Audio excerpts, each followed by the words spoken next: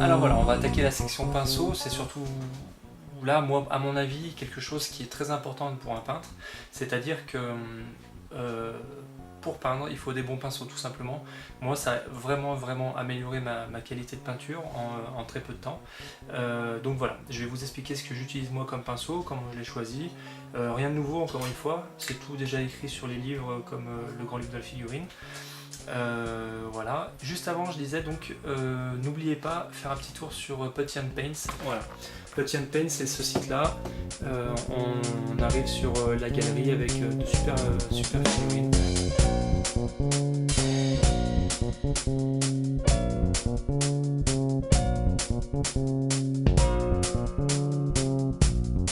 Alors, les pinceaux.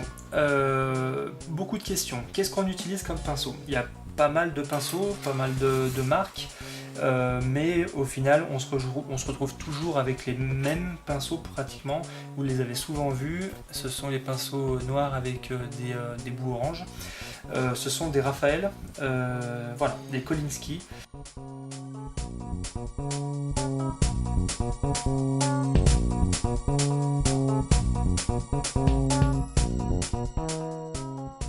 J'ai acheté donc le set Broken Toad.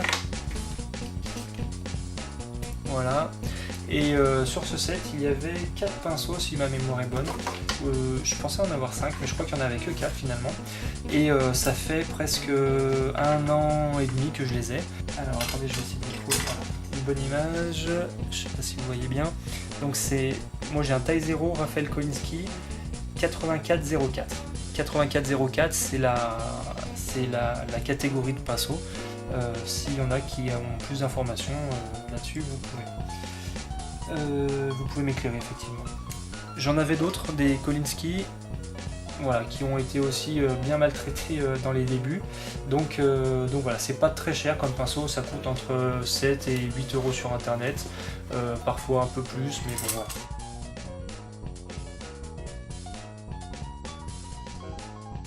Quand vous mélangez la peinture, bien évidemment, il faut éviter que la peinture arrive jusque là. Cette zone-là, c'est à éviter. Pourquoi?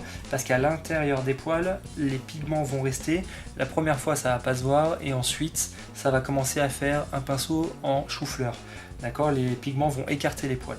Pour bien garder une pointe, il faut donc que la virole c'est cette partie-là, ne soit jamais touchée par la peinture. Alors, mon nettoyant, c'est tout simplement un savon de Marseille, d'accord, que j'ai mis dans une boîte. Je mouille avec de l'eau propre, je rince, et vous voyez un peu l'état du truc. Et tout ça, c'est les pigments qui restaient sur mes pinceaux une fois que je pensais que mon pinceau était nettoyé. Donc un simple savon de Marseille, pour moi, ça suffit. Donc vous mettez de l'eau, vous nettoyez, toujours en faisant des petits ronds dans le même sens. On tapote pas, on ne grabouille pas, dans le même sens, ou dans l'autre sens, mais pas... voilà. Et ensuite, on rince à l'eau propre.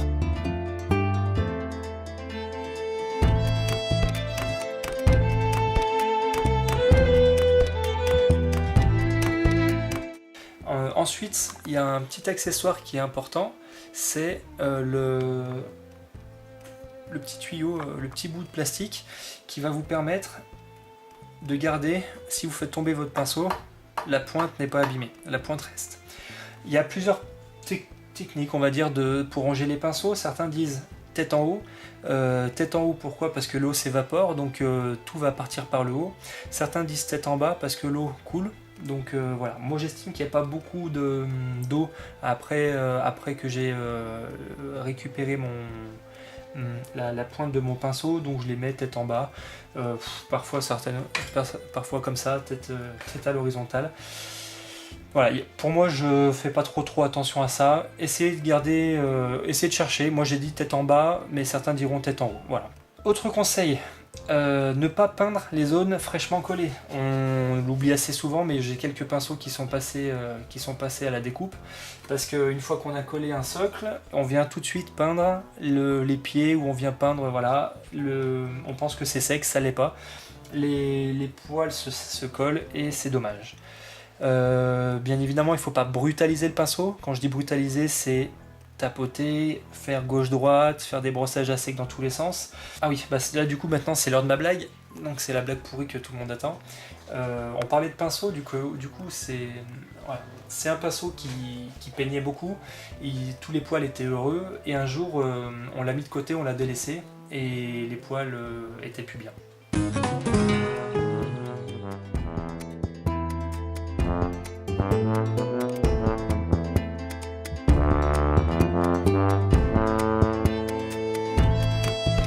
Voilà, je voulais aussi vous parler des peintures que j'utilisais, pourquoi je les utilise et sous quelle forme. Donc j'ai une mallette de Prince Auguste R qui a été donc mon premier achat.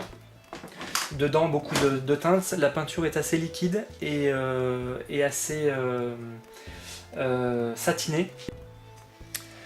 Voilà, donc la première gamme de peinture que j'utilise c'est la Prince Auguste R. Donc c'est une peinture qui est très diluée, qui est pas très pâteuse et qui passe très très bien dans l'aérographe. C'est une peinture spéciale aérographe, c'est avec ça que j'ai débuté. La peinture est assez satinée, donc méfiance, bien mettre donc des petites billes pour diluer. Moi je mets des petites billes de métal que j'ai acheté, ça c'est, je crois que c'est Seth Fox qui m'avait offert celle-ci, et moi j'avais acheté des écrous galvanisés.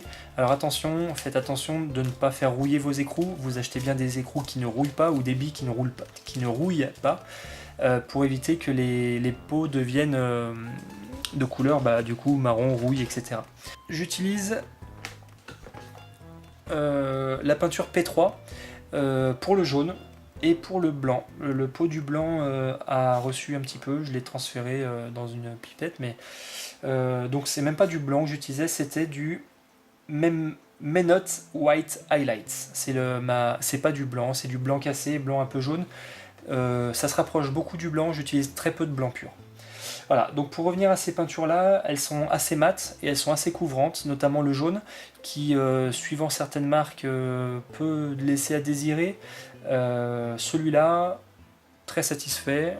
Donc celui-là, c'est du Sulfuric Yellow, je ne sais pas si vous voyez la référence. Voilà. J'utilise de temps en temps un médium de chez P3. Alors pour certaines peintures de chez Scale 75. Les peintures Scale 75 sont géniales. Sauf que il faut faire attention. Vous voyez le haut de la peinture ici, on voit beaucoup le médium qui s'est séparé des pigments, donc pareil, bien secouer avant utilisation, mettre une bille à l'intérieur. Et l'erreur à ne pas faire, c'est d'appuyer. La première fois que vous allez utiliser une peinture Scale 75, ce bout-là n'est pas percé. Donc vous prenez un outil quelconque. Moi j'utilisais pas mes outils bizarres dont je vous ai parlé au début. Et on perce. On fait attention quand on perce et qu'on enlève, des fois ça gicle. N'oubliez pas de vous protéger. N'appuyez pas non plus comme des bourrins parce que votre peinture ne sort pas. Les pots de Scale 75 sont bouchés. Voilà. Vous enlevez, vous percez, vous remettez, vous mettez la petite bille, etc. Bien agité, parce que souvent on a le médium qui sort et très peu de peinture. Donc c'est pour ça que moi je rajoute un médium de mélange qui va permettre de tout mélanger justement, et qui me permettra d'harmoniser un peu tout ça. Les peintures, la troisième gamme de peintures que j'utilise, ou quatrième peut-être, c'est la quatrième, c'est donc la Citadelle. Je présente pas, hein, tout le monde connaît un peu. C'est le seul défaut de la Citadelle, c'est le séchage, le bouchon qui sèche, donc tout le monde le sait.